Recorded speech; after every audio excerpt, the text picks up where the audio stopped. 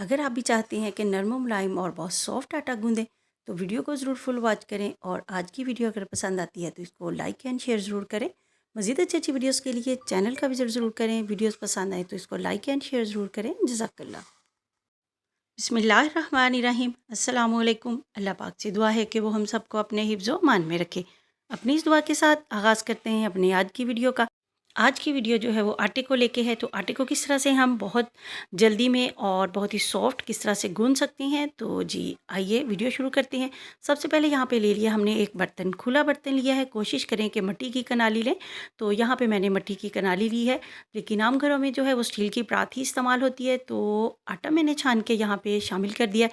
आप अपनी ज़रूरत के मुताबिक आटा जो है वो ले सकते हैं, जितना भी आटा आपके घर में लगता है उसके हिसाब से। तो यहाँ पे जी आटा मैंने ले लिया है इस तरह से। इसको थोड़ा सा मैंने इसमें जगह बना ली है और लेंगे मिट्टी का ही एक बर्तन और इसमें पानी डालेंगे। पानी जो है आजकल गर्मियाँ हैं तो इसलिए मैंने थोड़ा ठंडा पानी लिया है। पानी बहुत ज़्यादा ठंडा नहीं है। टैप वाटर जो है आजकल वो भी काफ़ी गर्म होता है, तो इसलिए कोशिश करें कि फ्रिज वाले पानी से जो है वो आटे को गूँधें। तो जी ये देखिए थोड़ी सी जगह बनाई है दरमियान में मैंने, और इसमें थोड़ा थोड़ा पानी डाल के हम इसको थोड़ा अभी सख्त करेंगे। पानी शुरू में ज़्यादा नहीं डालेंगे। अगर शुरू में ही ज़्यादा पानी डाल लेंगे तो हो सकता है कि आटा जो है वो हमारा थोड़ा पतला हो जाए। इस तरह से अगर हम एकदम से पानी डाल देंगे तो जो कई सालों से आटा गूंथते आ रहे हैं ना, उनसे भी आटा जो है वो पतला हो जाएगा। तो कोई इशू नहीं है। वैसे आटा पतला हो जाए तो थोड़ा और आटा शामिल कर लें उसमें। तो जी ये देखिए थोड़ा थोड़ा पानी डाल के अभी हम इसको थोड़ी सख्त जो डो है इसकी लगाना शुरू करेंगे। पहले अभी जितना भी हमारे पास आटा है ना, इसको हम इकट्ठा करेंगे, एक साइड पे इकट्ठा करते जाएंगे थोड़ा थोड़ा पानी डाल के। और पानी मैंने बताया कि यहाँ पे हमने ठंडा ही इस्तेमाल करना है।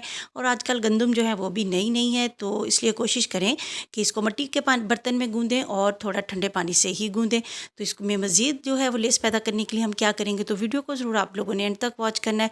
वीडियो को स्किप करके या छोड़ के कहीं भी नहीं जाना, क्योंकि आटा तो हर घर में गूँधा जाता है और सभी को आटा गूँधना भी आता है। तो जी ये देखें यहाँ पे थोड़ा थोड़ा पानी डाल के जितना भी आटा अभी खुश्क है उसको मैं यहाँ पे साइड पे इकट्ठा करती जाऊँगी। तो यहाँ तक अगर आप लोग वीडियो वॉच कर चुके हैं तो ज़रूर वीडियो को एंड तक वॉच करें, और वीडियो पसंद आए तो इसको लाइक एंड शेयर ज़रूर करें। तो जी देखिए अभी भी थोड़ा खुश्क आटा बाकी है, तो इसको भी थोड़ा थोड़ा पानी लगा के मैं यहाँ पे इकट्ठा कर लूँगी। तो जी ये देखिए अब दोनों हाथों से हम इसको इकट्ठा करेंगे बहुत अच्छे से।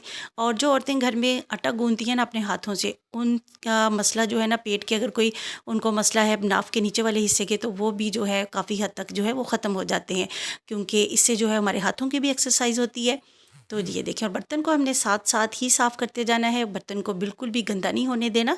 साथ साथ आटे के साथ जो है हम इसको साफ़ करते जाएंगे। बर्तन को थोड़ा थोड़ा पानी लगा के बहुत अच्छे तरीके से हम आटे को गूंदेंगे। जितना हम ज़ोर लगा के आटे को गूंदेंगे आटा उतना ही सॉफ्ट और लचीला हमारा बनेगा, और रोटियां भी उतनी ही अच्छी और ज़बरदस्त फूली फूली बनेंगी। तो ये देखें बहुत खूब ज़ोर लगा के हमने गूँदना है, बजाय इसके कि हम इसको थोड़ी देर के लिए रख दें। कुछ लोग इस तरह भी करते हैं कि आटे को जो है थोड़ी देर के लिए रख देते हैं, जब इस तरह से वो उसको बना लेते हैं मुट्ठी और थोड़ी देर के बाद गूँद लेते हैं। हर किसी का अपना तरीका होता है, वो भी ठीक है, लेकिन मुझे जो है वो इस तरह से ज़्यादा आसान लगता है आटा। तो जी ये देखें यहाँ पर जो है हम इसमें अब थोड़ा नमक शामिल करेंगे। आप शुरू में भी नमक शामिल कर सकते हैं, लेकिन मैं इस टाइम पर शामिल करूँगी।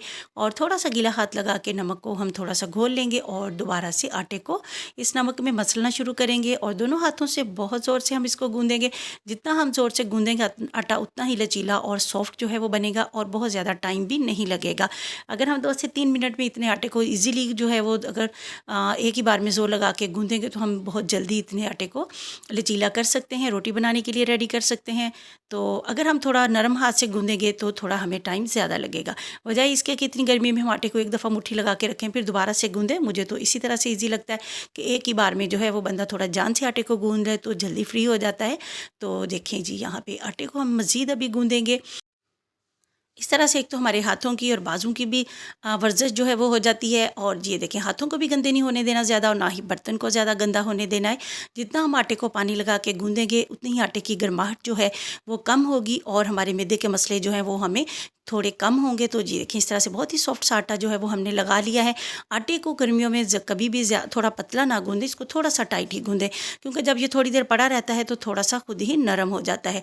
तो देखें जी यहाँ पे बहुत ही सॉफ्ट सा और अच्छा सा लचीला सा आटा जो है उसको हमने गूंद लिया है। और जी ये देखें यहाँ पे किचन टॉवल लेंगे और इससे हम इसको ढाँप देंगे। और आटे को जब भी गूंदें तो हमेशा छान कर ही गूंदें, और जो भी बर्तन में आप आटा गूंद रहे हैं उसके नीचे कोई भी आप किचन टॉवल या कोई कपड़ा वगैरह रख लें, ताकि आटा जो है वो गूंदते वक्त हमें थोड़ी आसानी हो। इसके ऊपर जो है आप घी की लेयर भी ऊपर लगा सकते हैं, यानी हल्के हाथ से जो है वो आप थोड़ा घी भी ऊपर लगा दें, ताकि आजकल जो है गर्मी की वजह से खुश्की सी आ जाती है आटे के ऊपर, वो भी ना आए। तो आप आटा गूंदते वक्त भी 1 टेबलस्पून जो है इतने आटे में घी का शामिल भी कर सकते हैं। तो लेकिन मैंने शामिल नहीं किया, आप चाहें तो थोड़ा सा घी जो है आटे में शामिल कर सकते। मेरी आज की ये छोटी सी वीडियो और छोटी सी कोशिश अगर पसंद आए तो ज़रूर वीडियो को लाइक एंड शेयर करें।